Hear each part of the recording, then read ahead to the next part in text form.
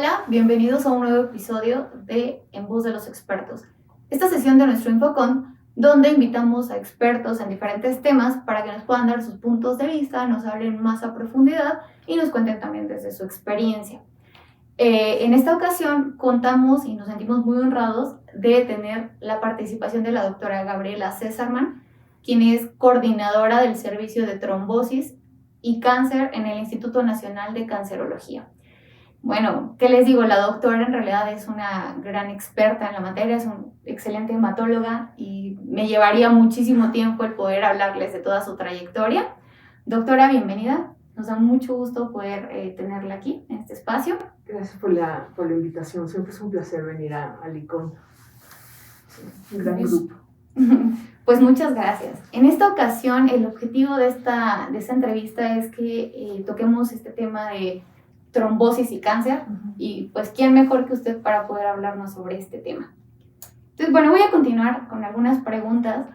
Para comenzar, me gustaría que nos pudiera hablar sobre qué es la trombosis, para meternos un poquito a este tema, y también un poco hacer esta diferenciación de el término trombo y coágulo, que es muy ampliamente utilizado, pero que de repente no sabemos si lo estamos diciendo bien, si es lo mismo o si hay una diferencia entre decir trombo y coágulo. Claro. Nada más para darles una idea primero de cáncer y trombosis. Es un tema bien importante. Una vez al año hay un congreso en Bérgamo, en Italia, y son 4 días solamente de hablar de cáncer y trombosis. Entonces, muchísima información, es muy interesante, clínica y básica, ¿no? Pero hablar hoy de manera así como más informal y hablar sobre estos temas creo que es muy interesante, es una buena manera de empezar a meterte al tema. Y entonces, cuando muchos de ustedes son químicos, ¿no? Entonces, cuando toman un tubo de sangre y no tienen nada, no tienen un anticoagulante, se forma un coágulo y se separa un poco de suero. Ese es un coágulo. Cuando se forma este gel, ¿no? Deja de ser líquida la sangre, se forma el gel. A eso le llamamos coágulo, cuando es fuera del cuerpo, ¿no? Cuando pasa lo mismo, pero por diferentes mecanismos dentro de las venas o de las arterias, entonces le llamamos trombo. Pero eso es como cuando vas a escribir un artículo o algo, ¿no? Pero de manera coloquial realmente se usan de manera intercambiable. Por ejemplo, la Sociedad Internacional de Trombosis y Hemostasia, que tiene desde hace varios años este Día Mundial de la Trombosis, tiene como uno de sus lemas, Stop the Clot, ¿no? Paren el coágulo. Entonces usan coágulo y trombo más o menos de manera, ¿no? Para hablar con los pacientes sobre todo, ¿no? Lo usan de manera similar. Claro, porque en términos muy coloquiales, al paciente le dices coágulo y seguro está entendiendo de qué le estás hablando. Exacto. O le dices trombo y seguro lo asocia con algo, lo asocia con hay algo que está tapando el flujo, ¿no? Exacto. Entonces sí, y bueno, estos temas de trombosis, como bien mencionaba, son bien importantes porque justamente hasta tiene un día conmemorativo, que es el 13 de octubre, y que se hacen muchos esfuerzos por hacer esta parte de conciencia en las personas, no solamente en los profesionales de la salud, sino también en la población general. Muy bien. Ahora, ¿qué tan frecuente es que una persona que ha sido diagnosticada con cáncer pueda presentar trombosis? Ok, eso es una pregunta sencilla y complicada. Entonces, en global, un 5% de la gente que tiene cáncer en algún momento va a desarrollar trombosis. Pero es cierto y no es cierto, porque depende de muchísimas cosas. Entonces, depende del tipo de tumor, ¿no? Para empezar. Entonces, por ejemplo, si tienes cáncer de páncreas, ¿no? O gastrointestinal, aproximadamente entre 10 y 15% de las personas van a tener una trombosis en el primer año, ¿no? Si tienes cáncer de piel o próstata, es bien bajito, ¿no? Y luego hay otros intermedios, por ejemplo, linfomas, cáncer de pulmón, pero también varía muchísimo. Entonces aquí lo que pasa es que realmente hay cientos de tumores, ¿no? Un ejemplo, linfomas, ¿no? Enfermedades linfoproliferativas. Hay más de 50 tipos, ¿no? Y subtipos. Entonces, si tienes leucemia linfocítica crónica, tu riesgo de trombosis es menos de 1%. Pero si tienes un linfoma mediastinal primario o un linfoma del sistema nervioso central primario, es cerca del 40-50%. Entonces, varía muchísimo, ¿no? Y a veces no depende del tipo de tumor, depende de, por ejemplo, el tratamiento, ¿no? Entonces, por ejemplo, tienes un mieloma, un paciente con mieloma múltiple, más o menos 4% de riesgo de trombosis, pero si empiezas tratamiento, puede subir, se me está empañando, puede subir muchísimo.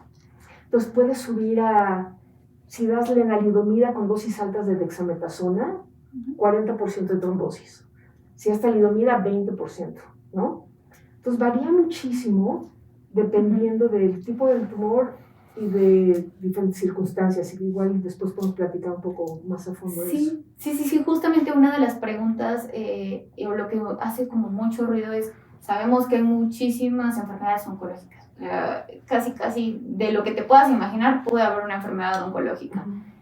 Pero ¿está asociado o cuáles son estos padecimientos oncológicos que de alguna forma están más asociados con trombosis? ¿Lo tienen claro en algún punto? Sí, hay muchas cosas interesantes. Entonces, por ejemplo, lo puedes dividir por temas. Entonces, el tumor, ¿no? Si primero es el tipo de tumor, después es el sitio de tumor. Si tienes, por ejemplo, un tumor de recto o cervicuterino o linfoma que esté comprimiendo los vasos en la pelvis o en el retroperitoneo. Luego otro es si el tumor, el estadio del tumor. Entonces los pacientes que tienen estadios tempranos tienen menos trombosis y los pacientes con estadios más avanzados tienen más trombosis. Pacientes, por ejemplo, que están en paliativos, en medicina paliativa, pueden llegar a tener 15 a 20% de riesgo de trombosis, ¿no? Es muy alto. Entonces también depende de eso, ¿no? Y después depende del tratamiento que le damos a los pacientes, como mencionamos como para mieloma. Y también depende de cosas que tienen que ver con el paciente. Por ejemplo, personas que tienen predisposición a tener trombosis porque tienen alguna mutación. Claro. Por ejemplo, el factor 5 Leiden, ¿no?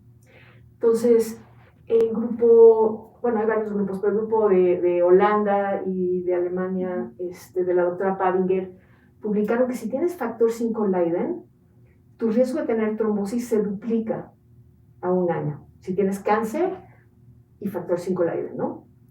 Luego otros grupos publican, por ejemplo, si la mutación no está en la persona, sino en el tumor, en las células malignas, esas mutaciones, por ejemplo, tienes cáncer de pulmón, tu riesgo de tener trombosis, punto que es 5%, 7%, pero si ese tumor tiene mutación en KRAS o en ROS, tienes 40% de riesgo de tener trombosis, ¿no? Sí.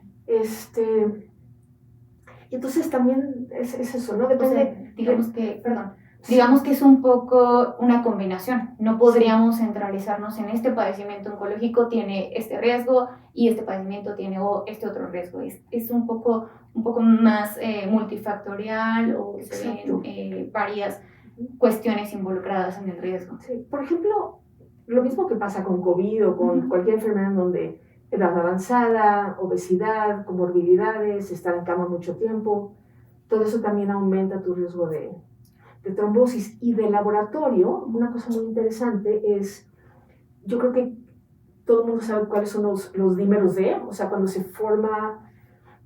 activa la coagulación, y el fibrinógeno se convierte en fibrina y se forman estas redes de fibrina. Cuando entra la plasmina y empieza a cortar estas redes, se forman los dímeros D. O sea, el extremo de la fibrina, los extremos de la fibrina se llaman regiones D. Entonces se juntan dos fibrinas y entonces una región D se pega con otra región D y cuando se corta la fibrina, entonces se liberan estos dímeros D. Estos son súper importantes en cáncer. Incluso hay una manera de predecir quién va a tener trombosis. Es una escala que se llama de Mika-Katz. Y lo único que hacen en esa escala es toman el tipo de tumor, si es de bajo riesgo, riesgo alto, muy alto, y qué tan altos están los dímeros D. Les das una puntuación, las sumas, y te dice con bastante certeza, gracias, cuál es el riesgo de tener una trombosis a 6 meses, 8 meses, un año, ¿no?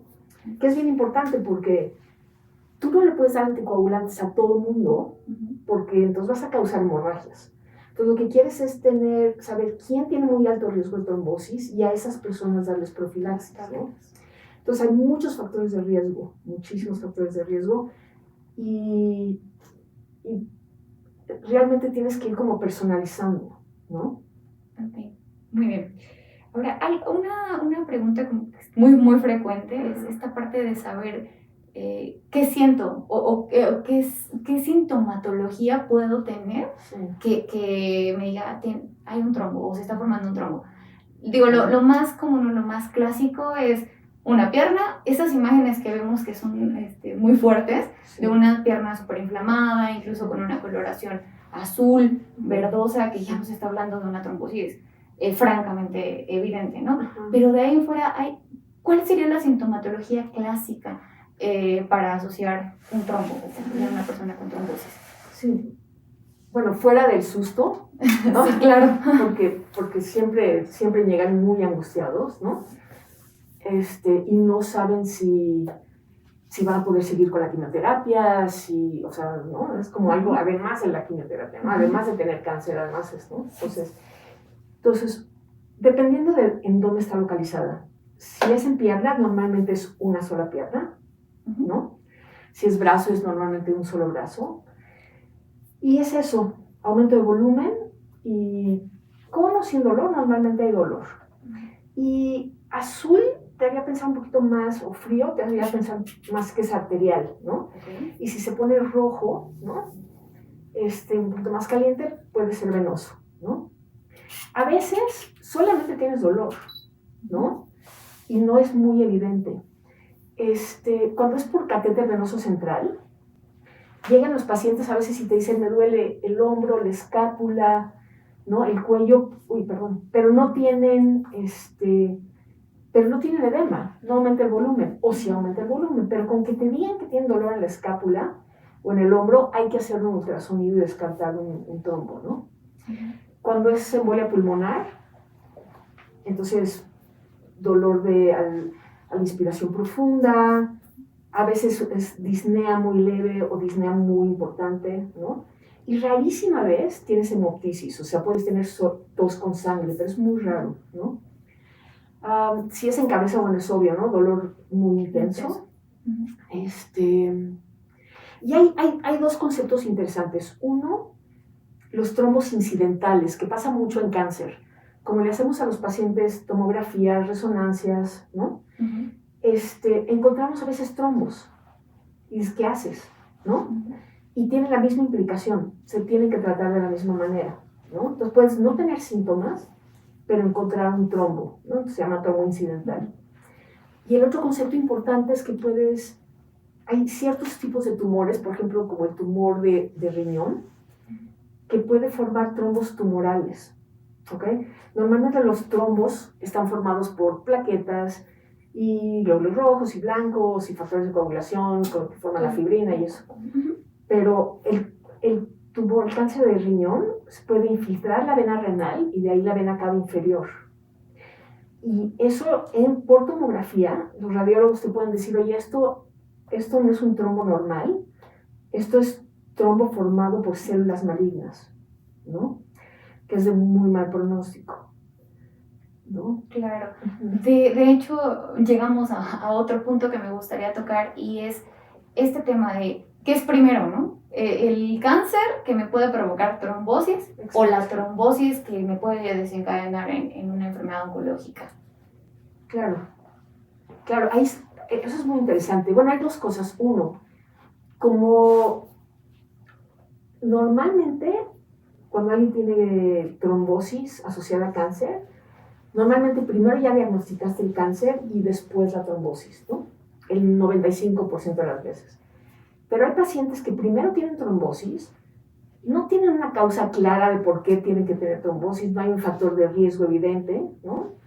Y en esos pacientes tienes que estar seguro de que no tengan cáncer, ¿no? Sobre todo pacientes mayores. En el laboratorio es muy importante, por ejemplo, tienes un paciente que tiene una trombosis y de pronto le haces biometría y tiene anemia microcítica, ¿no? Entonces piensas en deficiencia de hierro, entonces tienes que buscar tumores que pueden hacer que pierda sangre, como tumores gastrointestinales o genitourinarios, ¿no? Entonces muchas veces el laboratorio te da una pista de que deberías de buscar a ver si hay un tumor que no se haya diagnosticado, ¿no? Esa es una pregunta, pero la tuya es un poquito diferente, ¿no? ¿Va de nuevo?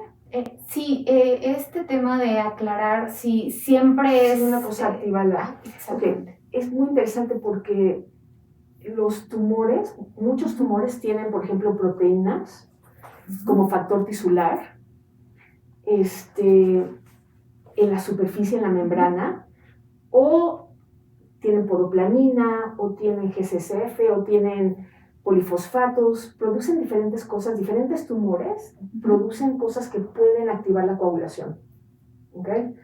Y una vez que se activa la coagulación, se genera trombina, por ejemplo, y la trombina activa receptores en las células malignas y hace que las células se vuelvan más malignas y proliferen más y aumenten la metástasis, ¿no? Entonces, por ejemplo, hay tumores, hay pacientes que tienen cáncer de colon. Llegan antes de la cirugía, les mides dímeros D. Si tienen dímeros D elevados, su pronóstico es mucho peor. Entonces, tener activada la coagulación o tener trombosis te está prendiendo ahí una alarma. Te prende una alarma, te dice, este tumor va a ser más agresivo. Claro, y mire qué interesante esto que menciona, porque en realidad se asocia mucho con, sí, el tumor, estas células pueden expresar lo que nos comentaba, el factor tisular, y esto nos va a activar la coagulación, pero no vemos esta otra parte, que es como algo, como una actividad de retroalimentación, porque la formación de trombina me provoca más células malignas. Entonces hace como todo un círculo que de repente lo perdemos de vista, ¿no? Es muy interesante todo esto que nos está comentando. Nada más quiero hacer un comentario. Sí.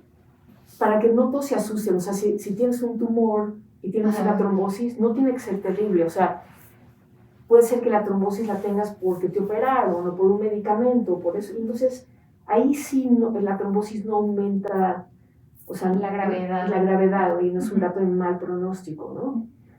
Sí, muy bien, sí. Qué bueno que aclare este punto, porque sí, seguramente escuchamos esto y nos alarmamos, ¿no? Es muy común que por cualquier situación así nos cause una mayor alarma.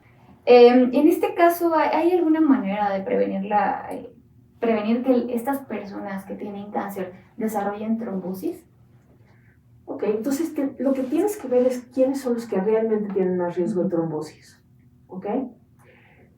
Porque de nuevo no puedes anticoagular a todos y porque los pacientes que tienen cáncer tienen 6 a 7 veces más riesgo de sangrar, ¿ok? De tener hemorragias importantes. Alguien que tiene un cáncer gástrico o un tumor riñón o un tumor en la cabeza o un carcinoma cervicuterino que llegan de por sí sangrando. Entonces, tienes que saber quiénes son los que tienen más riesgo y para eso hay escalas de riesgo. Y la mayor parte de las escalas, que son muy generales, resulta que no sirven mucho, ¿no? Usamos la de Corana antes, pero hay muchos tumores para los que no funciona, ¿no? Entonces ahora lo nuevo es escoger escalas específicas para cada tipo de tumor. Ya hay escalas para mieloma, ya hay escalas para linfomas, ¿no? Entonces, cuando sepas quiénes son estos que tienen mayor riesgo, vas a saber si darles anticoagulación funciona. Entonces, hay 2 estudios, Avert y Cassini, en pacientes con cáncer que usaban Corana para dar tratamiento, y realmente no encontraron mínima disminución en el riesgo de trombosis, pero el consenso es, ¿sabes qué? Pacientes ambulatorios no les den profilaxis, ¿no? Hasta que no tengamos una mejor escala, ¿no? Y va a ser personalizado. ¿Nos podría hablar un poco sobre los factores de riesgo, estos que mencionaba justamente? Sé que hay escalas, pero hablar un poquito al público que nos está viendo sobre estos factores de riesgo en algunas personas. Lo que sería interesante es, por ejemplo, dar ejemplos de lo que pasa en diferentes tumores, ¿no? Entonces, cáncer de páncreas. Lo típico, la razón por la que puedes hacer trombosis, aunque tengas un tumor chiquitito y de pronto no está comprimiendo nada y de pronto tiene una trombosis en la pierna, ¿no? Porque las células malignas del cáncer de páncreas tienen factor tisular.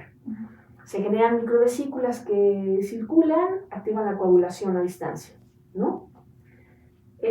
Pero hay muchos tumores que no tienen factor tisular.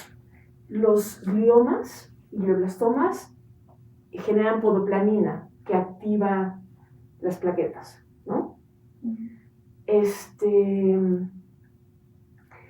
Los linfomas no tienen factor tisular, pero sí comprimen, como son masas, son ganglios que comprimen los vasos, ¿no? Entonces comprimen y te da trombosis, ¿no? Puedes apostar cuando llega un paciente con linfoma, con edema de las dos piernas, que tiene compresión proximal, ¿no? Un paciente con cáncer de riñón, que tiene este trombo tumoral que infiltra la vena cava, ¿no? Y así, digo, de nuevo, caemos en lo mismo, ¿no? Que tienes que personalizar y que diferentes tumores son, tienen diferentes causas, ¿no? Diferentes motivos para hacer trombosis, ¿no? Entonces, de nuevo, pueden buscar escalas que ya están publicadas,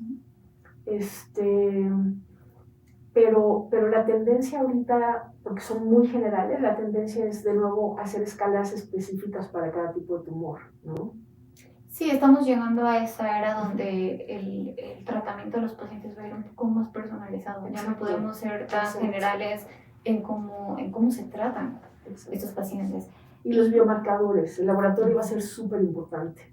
Sí, sí, más adelante me gustaría justamente llegar a ese punto de la participación del laboratorio. Un poco retomando esta parte de el tratamiento, el manejo clínicamente hablando con el paciente, no sé qué nos podría decir al respecto, cómo manejan a este tipo de pacientes. O sea, cuando tienes un paciente que tiene cáncer y tiene trombosis. Correcto.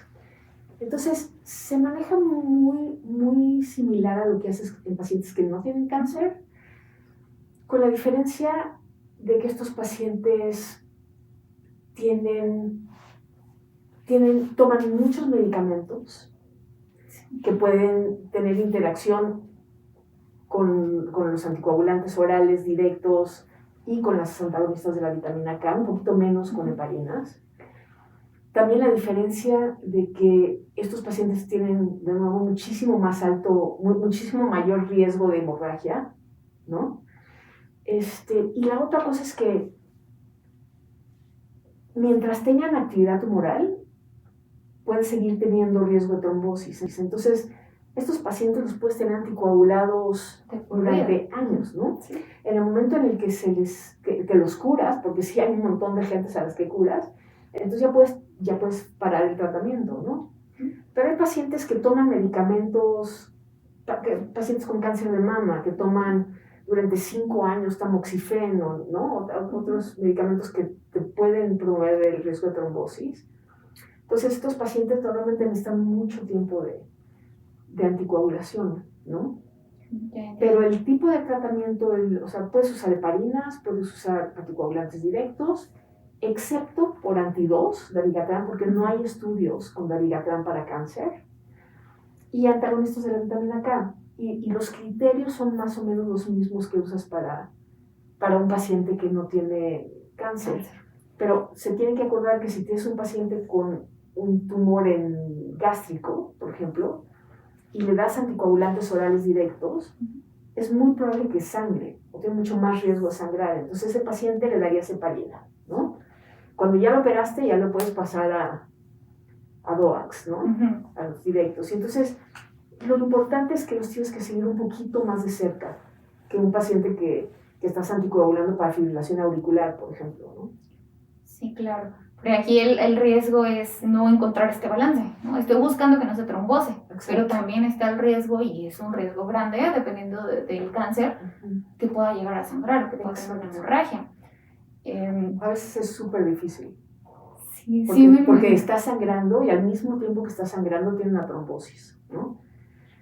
Sí, esto es todo un reto. A ustedes como médicos que están hablando directamente con el paciente, Sí. claro que es un riesgo bien importante y es todo un reto poder anticoagularlos y mantenerlos justamente en este equilibrio. Sí, necesitas un buen equipo, necesitas un buen radioterapeuta, necesitas buenos internistas, buenos infectólogos, ¿no? Claro, regresamos a esa parte colaborativa, ¿no?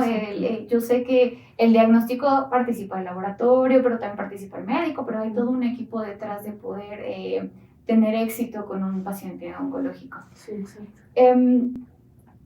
Por este lado de los anticoagulantes que mencionaba, sabemos que tenemos una gran variedad de anticoagulantes, desde los antagonistas de vitamina K, los anticoagulantes directos contra 10A o el 2A, que me decía, bueno, no hay mucho estudio al respecto, pero de estos anticoagulantes, ¿hay alguno que haya demostrado en su experiencia, que haya observado que tiene un mejor desempeño, que ha sido mejor utilizado? No, de nuevo, depende de lo que necesite el paciente. Y las preferencias de si prefiere tomar 2 veces al día versus 1 vez al día, de si tiene insuficiencia renal, entonces no le puedes dar uno, pero le puedes dar otro, ¿no? De si tiene cáncer, pero también tiene síndrome antifosfolípido, entonces a fuerza tiene que ser antagonistas de la vitamina K, o si tiene una válvula mecánica, porque estos pacientes pues, pueden tener además de cáncer otras cosas, entonces la decisión depende de uno, de lo que tenga el paciente y otro, de lo que tengas en el hospital. ¿No? Claro. Y si el paciente tiene o no dinero para comprar, ¿no? Digo, por ejemplo, heparina de bajo peso molecular diaria, que se puede usar para problemas específicos, ¿no? Pues carísima, ¿no? Entonces, si la tienes en el hospital, pues va, pero si no, tienes que trabajar sí, con lo que tenemos, con las herramientas que tenemos, sí, claro. Bien, ¿qué tan a menudo recomienda hacer este monitoreo, este seguimiento? Sé que el seguimiento es muy importante con estos pacientes, ¿no? Justamente para no evitar o la hemorragia o la trombosis. Pero ¿qué tan a menudo recomienda hacer el monitoreo? Nosotros vemos a los pacientes cada mes y les damos, todos mis pacientes tienen mi teléfono. Entonces, si sangran o ellos ya saben qué se siente tener una trombosis, ¿no? Entonces, si tienen algún dato de retrombosis, porque para esto los pacientes con cáncer tienen mucho riesgo de retrombosis, a pesar de estar bien anticoagulados. Entonces, ya saben que te tienen que llamar. Entonces, los ves cada mes. Si viven muy lejos, entonces te mandan recados, ¿no? El WhatsApp. El WhatsApp, que sí ha sido como maravilloso para solucionar muchas cosas de distancia y ¿no? Pero, por ejemplo, antagonistas de la vitamina K, que son los únicos en donde sirve seguirlos con INR, lo hacemos 1 vez al mes. Okay. Entonces, voy para allá. La siguiente pregunta es, ¿te recomienda algún método de laboratorio para el monitoreo de estos anticoagulantes? Ok, antagonistas de la vitamina K, INR, ¿no? En no pacientes con y sin cáncer, sí, ¿no? Y para los DOACs no, básicamente no como seguimiento, pero en ciertas situaciones sí se necesita. Entonces, por ejemplo, si le vas a dar inhibidores de P-glicoproteína, ¿no? Glicoproteína P, ¿no? O de ciertos citocromos de los que depende la depuración de estos medicamentos, entonces ahí podría ser que valga la pena en el momento en el que le das el medicamento medir niveles, pero el problema es que para los DOACs no se sabe bien cuáles son los límites en los que tendrían que estar, no se ha publicado, ¿no? Pero hay un artículo bien bonito de la doctora Connors de enero de este año, en donde habla de estas situaciones en donde no se sabe qué hacer, porque no hay suficientes pacientes como para hacer un estudio fase 3, pero sí son suficientes pacientes como para que clínicamente tengas que tener alguna guía, ¿no? Y una de las recomendaciones es eso, ¿no? Cuando tienes que dar anticoagulantes directos, pero no, o sea, lo vas a mezclar con otros medicamentos y no estás seguro, por lo menos para saber si estás absorbiendo.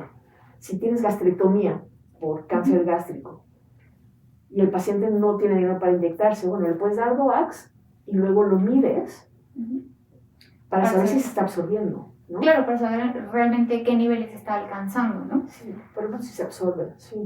Ok, perfecto. Y bueno, ya por último, me gustaría ver desde su experiencia cuáles son las pruebas de laboratorio que comúnmente les piden a los pacientes. Si lo que tienes es trombosis, INR, ¿no? Para antagonistas de la vitamina K. Si lo que quieres es ver quién tiene más riesgo de tener trombosis, pero no ha tenido trombosis, entonces mides dímeros D, ¿no? A veces hay pacientes que tienen cáncer que no tienen trombosis, pero que sí tienen activada la coagulación. Entonces tienen coagulación intravascular diseminada crónica.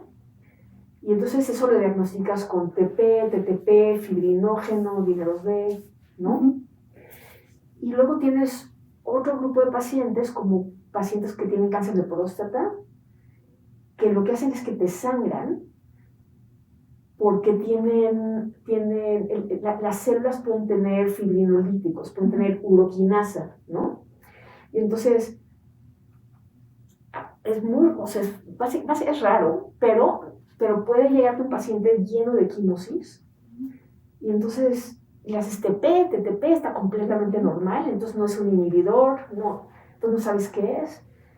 Pero si es hombre y tiene más de 55 o 60 años, hazle un antígeno prostático, porque, una de las posibilidades es que tengas un cáncer de próstata con metástasis. Y si tiene cáncer de próstata, también lo que puedes hacer es estudiar la fibrinolisis. Entonces, no hay muy buenas maneras de estudiar fibrinolisis, pero muchos laboratorios tienen lisis de euglobulinas. Y es bastante útil para saber si está incrementada la fibrinolisis, ¿no? Sí. Entonces eso más del lado de la hemorragia, pero sigue siendo un problema de cáncer y hemostasia, ¿no?